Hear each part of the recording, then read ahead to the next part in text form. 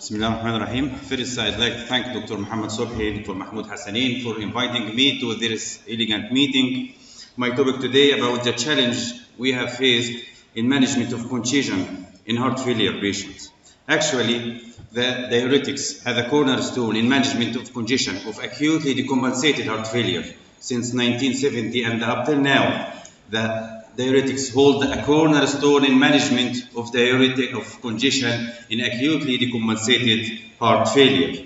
So the fastest way to the failing heart for relief of the congestion is through the kidney. If the kidney is obstructed to discharge this volume overload, we will wait watching our patient drowning. To delineate the scope of the problem and the challenge we have facing in this congestive heart failure patients, I will present this patient clinical presentation. 60 years old patient with ICM admitted with volume overload. 2 weeks ago, similar presentation and discharges on Lasix infusion. A lab show hyponatremia, chronic kidney disease, and hypoalbuminemia. Rapidly, the patient received IV furosemide, about 120, and transferred for ICU. There was an initial success of about 500 cc of urine, but morning lab, creatinine is rising, midnight dose of Lasix, there is no or little amount of urine, blood pressure falling. This is a typical features of what we have faced daily in our cardiology department. Symptoms and signs, no improvement or even worsening, no increase in diuresis, increase in serum creatinine. This is what's called diuretic resistance. What's called the most challenging problem in management of volume of our overload in acutely decompensated heart failure. Actually, unfortunately, although congestion is the main reason of hospitalization, more than 50% of patients has no or little weight loss during their hospitalization, even with maximal medical treatment, including the diuretics. So the relief of dyspnea in acutely decompensated patient with volume overload will not come soon enough. There is volume overload preceding even the hospitalization and even before the clinical presentation for about 5 or 6 and 7 days before the presentation of acutely decompensated heart failure. What is the predictors? What is the prognostic criteria of this patient of acutely decompensated heart failure with inadequate urine output? With increasing the diuretic dose is a solely predictor of mortality in patients of acutely decompensated heart failure. Even the use of metilazone is a predictor of mortality. Even in patients with subclinical congestion, even before symptoms relief, just elevation of pulmonary capillary wedge pressure or elevation of brain natriuretic peptide is a predictor of mortality in this type of patients. So how can we put a cut point for the definition of this diuretic resistance? Up till now, and according to the guidelines of American Journal of Kidney of Nephrology, the failure of decongest the patient despite adequate and escalating dose of diuretics is defined as a diuretic resistance. This is the pathophysiology of the heart failure. The vicious circle decreases the cardiac output with activation of renin-angiotensin system and sympathetic nervous system, with resulting apoptosis and necrosis. But as a result of activation of renin-angiotensin system and sympathetic nervous system, there is salt and water retention and congestion. This is the initiator for volume overload, which must be blocked first to prevent this volume overload, not only blocking the diuresis, but also blocking the renin-angiotensin system and sympathetic nervous system. What's the pathophysiology of this syndrome, diuretic resistance? There is a complicated and many causes can lead to failure to decongest patient with acutely decompensated heart failure. To conclude this figure can show the failing heart supplying the GIT. In the failing heart with decreased cardiac output and venous congestion, there is congestion of the GIT with inadequate absorption of loop diuretic. Hence, it will lead to decrease its efficacy and bioavailability and its action as a diuretic effect. Decrease the plasma albumin in patients with heart failure. The furosemide as a loop diuretic must be bind to the albumin. If the albumin is hypoalbuminemic in this patient, the efficacy and bioavailability of furosemide will decrease. And finally, decrease in the renal blood flow and glomerular filtration rate with hyperactivation of renin-angiotensin system will lead to more and more sodium and water retention. In the chronic kidney disease, with increase the organic acids, what will compete with the loop diuretics at the action of the ascending loop of Henle and preventing the diuretic effect of furosemide. The albuminuria, which is prominent in patients with heart failure, will combine with the furosemide in the renal tubules and prevent its action on the ascending loop of Henle. And finally, the braking phenomena, which occur in patients with heart failure, leading to more and more reabsorption of sodium chloride. What about the braking phenomenon? If we look here, this is the furosemide acting on the ascending loop of Henle to prevent sodium and water absorption. But as affected, the distal convoluted tubule will result in hyperplasia and hypertrophy in the patient of heart failure after aggressive use of Lasix diuretics. This will lead to more and more channel of sodium chloride and compensatory more reabsorption of sodium to the usual dose of the furosemide. What's called the braking phenomenon, shift of the diuretic response to the curve to the right. The usual dose of furosemide in heart failure patient will fail to decongest the patient with heart failure, even the IV doses. This is the urine output after the oral morning dose of diuretics, the furosemide. If the patient not restrict his salt and water, the urine output will decrease and will compensate for the diuretic morning dose. And the second and third day, there is the gradual in response to the usual dose of diuretic, of the loop diuretic, what's called the braking phenomenon. How to manage this diuretic resistance? First, most importantly, identify patient experience poor diuretic response with monitoring of the patient. Patient with experience of increase of about 3 to 5 kilograms per week is an early signs of volume overload, fluid balance, and signs and symptoms, especially the nocturnal cough, which may be the early sign of volume overload. How to prevent this phenomena of challenging to manage the diuresis of this heart failure patient? Just stick to the guidelines.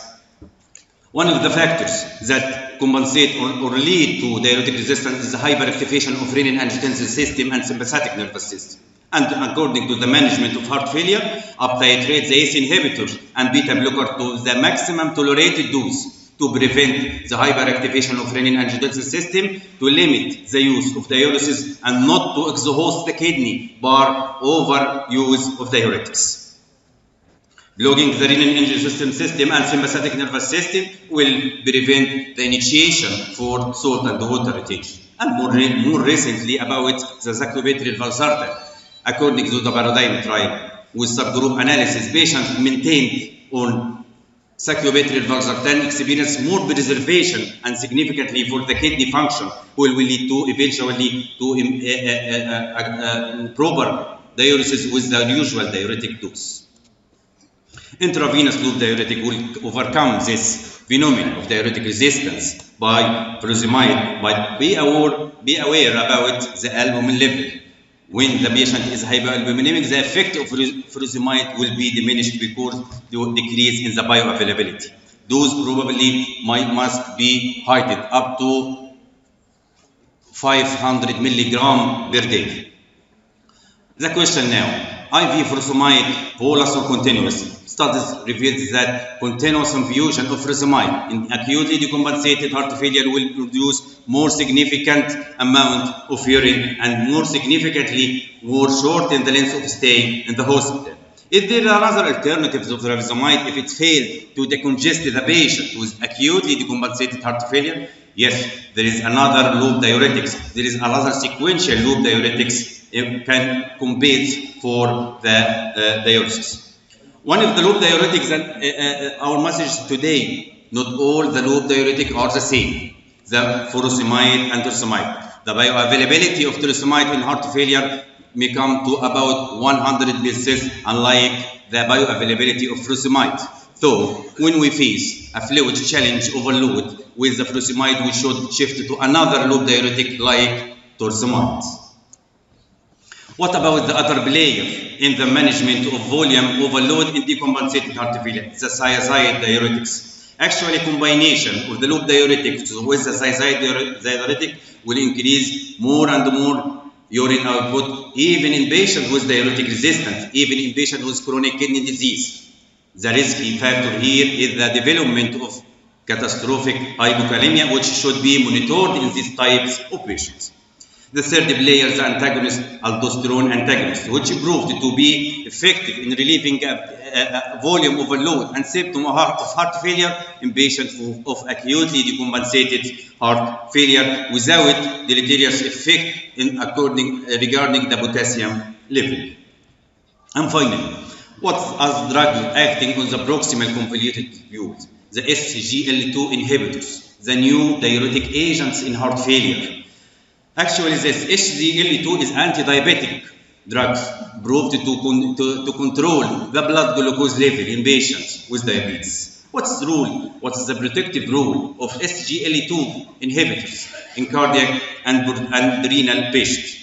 Cardiac and renal effect of SGLT2 co-transcriptional inhibitor in diabetic patients. Actually, it acts on the proximal convoluted tubule to inhibit the reabsorption of glucose, sodium, and water, with increase of the urine output, glucose and sodium, and relieving the congestion in patients with heart failure. This is a meta-analysis of trial regarding the trials addressing the different SGLT2 inhibitors, and more prominently, it decreased the hospitalization of heart failure resulting from volume overload and diuretic resistance. So the guidelines recommendation for treatment of patients with diabetes to reduce the risk of heart failure with hospitalization class 1 indication to use SGLT2 inhibitor, the new diuretic agents in management of heart failure with diabetes. And finally, drugs that acting to the glomerulus like nizritide and dopamine. The many trials rose study comparing the effect of nizritide, the synthetic natriuretic peptide, and the dopamine with increased 2 minutes.